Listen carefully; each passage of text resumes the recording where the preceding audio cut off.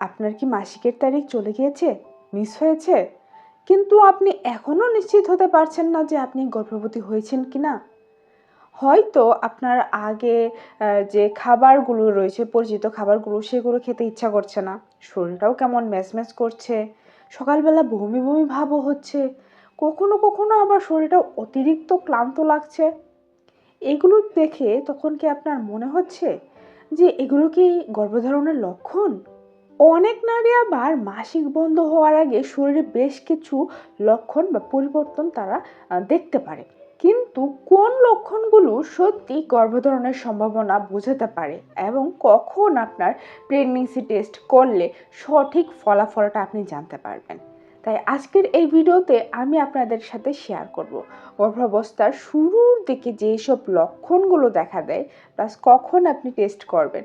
মানে গর্ভাবস্থার শুরুর যাবতীয় গুরুত্বপূর্ণ লক্ষণগুলোই আমি আপনাদের সাথে আজকে শেয়ার করব বা আলোচনা করব। তাই বলবো ভিডিওটা কিন্তু অবশ্যই শেষ পর্যন্ত দেখবেন। তো আপনি দেখছেন আমার চ্যানেল ইনার মাজন, নতুন একটি পর্বে আপনাদের সবাইকে স্বাগত। যেহেতু ভিডিওটা কন্টিনিউ করছেন, প্লিজ লাইক, কমেন্ট, শেয়ার করে দিবেন। একটু বেশি বেশি করেই শেয়ার করে দিন, যাতে সবাই যেন ভিডিওটি দেখতে পারে। আর যারা যারা আজকের এই ভিডিওটা নতুন দেখছেন তাদের কাছে একটাই রিকোয়েস্ট, প্লিজ সাবস্ক্রাইব করে আমার চ্যানেলের সাথেই থাকবেন, কারণ আমি কিন্তু প্রতিনিয়ত প্রেগনেন্সি সংক্রান্ত ভিডিও আপলোড করে থাকি। তো চলুন আর বকবক না করি, মূল আলোচনায় চলে যাই।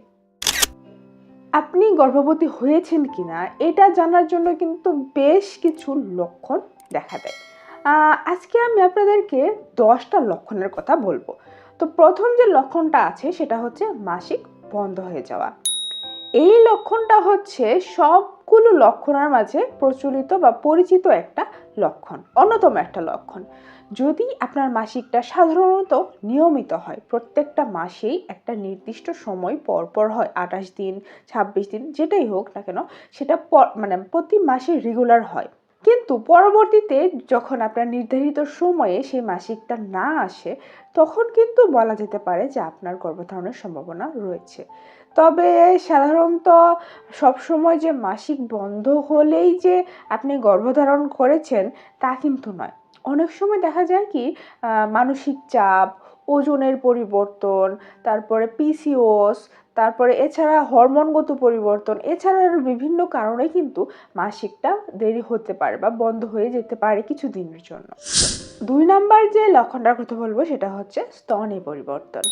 তো গর্ভধারণের শুরুর দিকে হরমোনের পরিবর্তনের কারণে কিন্তু মেয়েদের স্তনে কিন্তু বেশ কিছু পরিবর্তন লক্ষ্য করা যায়। যেমন তাদের স্তনটা আগের থেকে বেশি ফোলা ভাব লাগতে পারে, স্তনে ব্যথা হতে পারে, তারপরে স্তনের যে নিপলটা রয়েছে সেটা বেশি সেন্সিবল হয়ে যেতে পারে, বেশি সেন্সিটিভ হয়ে যেতে পারে। এছাড়া স্তন বেশি ভারী লাগতে পারে, ব্যথা করতে পারে বা সংবেদনশীলতাটা একটু বেড়ে যেতে পারে।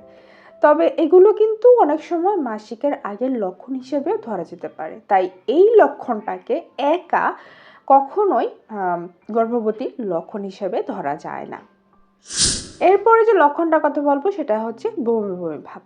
অনেকেই গর্ভধারণের শুরুর দিকে বমি বমি ভাবটা অনুভব করে থাকেন, বিশেষ করে সকালের দিকে তারা এই বমি ভাবটা বেশি অনুভব করে থাকেন।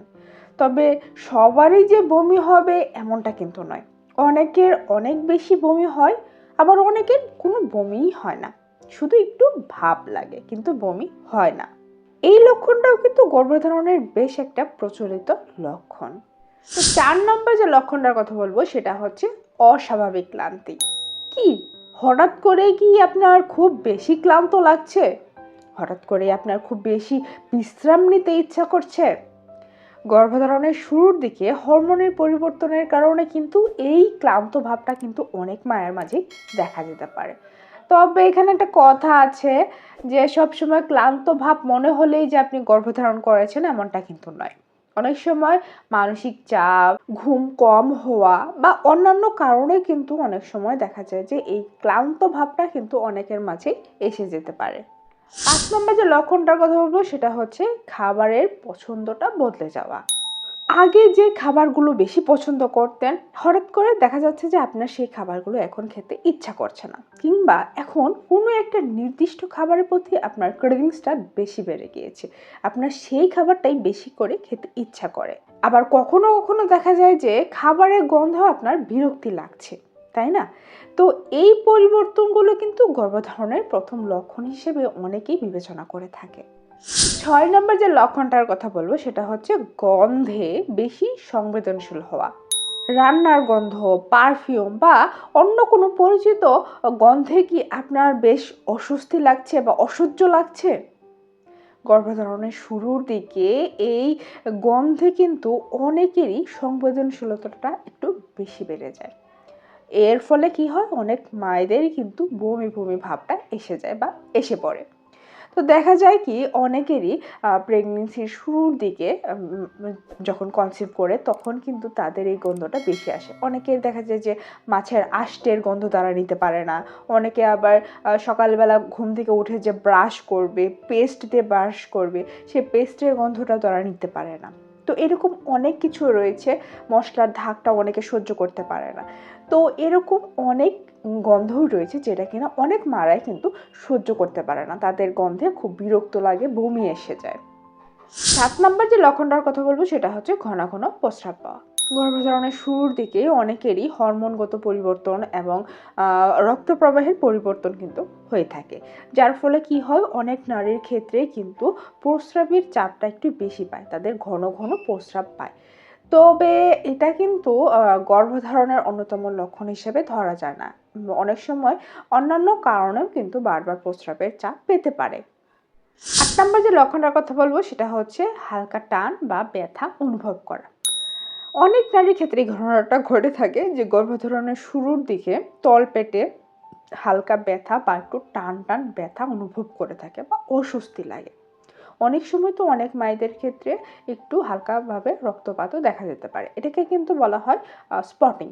তো এই স্পটিং নিয়ে কিন্তু আমাদের চ্যানেল অলরেডি একটা ভিডিও আছে, আপনারা চাইলে সেই ভিডিওটা কিন্তু দেখে নিতে পারেন।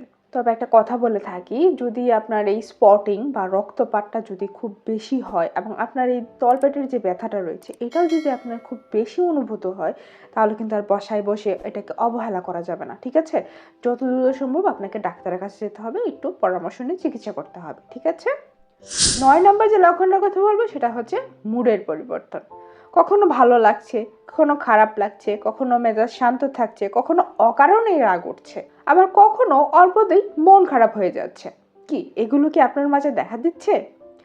অনেক সময় এইগুলোর যে মুডের পরিবর্তনগুলো কিন্তু গর্ভধারণের শুরুর দিকে অনেক মায়েরই হয়ে থাকে।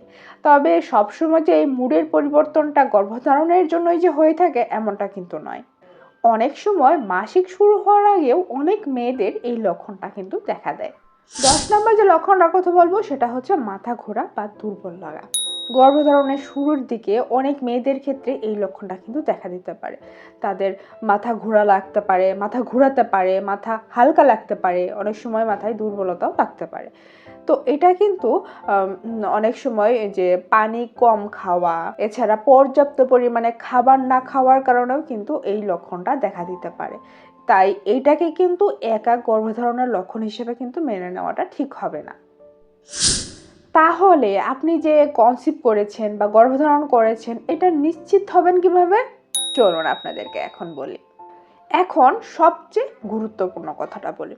এতক্ষণ যে লক্ষণগুলোর কথা বললাম, এই লক্ষণগুলো যদি আপনার মাঝে থাকে তাহলে ঠিক আছে, কিন্তু এই লক্ষণগুলোর মাধ্যমে কিন্তু নিশ্চিত হওয়া যায় না।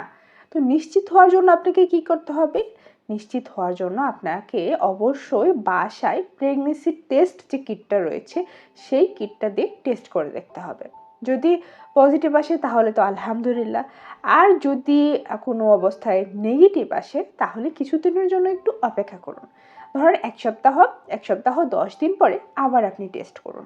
আর এই টেস্ট কিটটা যদি আপনি সঠিকভাবে ব্যবহার করতে পারেন তাহলে কিন্তু এই সম্পর্কে আপনি ভালো, বিশেষ করে প্রেগনেন্সি সম্পর্কে আপনি ভালো একটা ধারণা পেতে পারেন। এরপরে যদি কোনো সন্দেহ থাকে তাহলে আপনি কিন্তু ডাক্তার দেখাতে পারেন।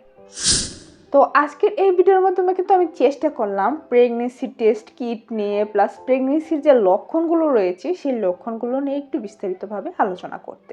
আশা করি আজকের এই ভিডিওটা অনেক মেয়েদেরই বা অনেক নতুন মায়েদেরই আজকের ভিডিওটা ভালো লেগেছে। যদি ভালো লেগে থাকে তাহলে একটা রিকোয়েস্ট, প্লিজ লাইক দিয়ে দেবেন। যদি কোনো প্রশ্ন থাকে সেটা কমেন্টে জানাতে পারেন, আমি উত্তর দেওয়ার চেষ্টা করব। আর আপনাদের জন্য একটা রিকোয়েস্ট, প্লিজ বেশি বেশি করে আমার ভিডিওগুলো শেয়ার করে দিবেন, যাতে সবাই আমার ভিডিওগুলো দেখতে পারে, জানতে পারে এবং তারা জ্ঞান অর্জন করতে পারে বা তাদের প্রেগনেন্সিতে কাজে লাগাতে পারে। আর যারা যারা আজকের ভিডিওটা নতুন দেখছেন তাদের কাছে একটা রিকোয়েস্ট, প্লিজ সাবস্ক্রাইব করে পাশের বেল আইকনটা বাজিয়ে দিবেন, যাতে পরবর্তী ভিডিওর নোটিফিকেশনটি আপনার কাছে চলে যায় এবং পরবর্তী ভিডিওটা যাতে আপনার মিস না হয়ে যায়। তো আজ এই পর্যন্তই, দেখা হবে পরবর্তী ভিডিওতে। ততক্ষণ পর্যন্ত খুব খুব খুব ভালো থাকুন। আল্লাহ হাফেজ, আসসালামু আলাইকুম।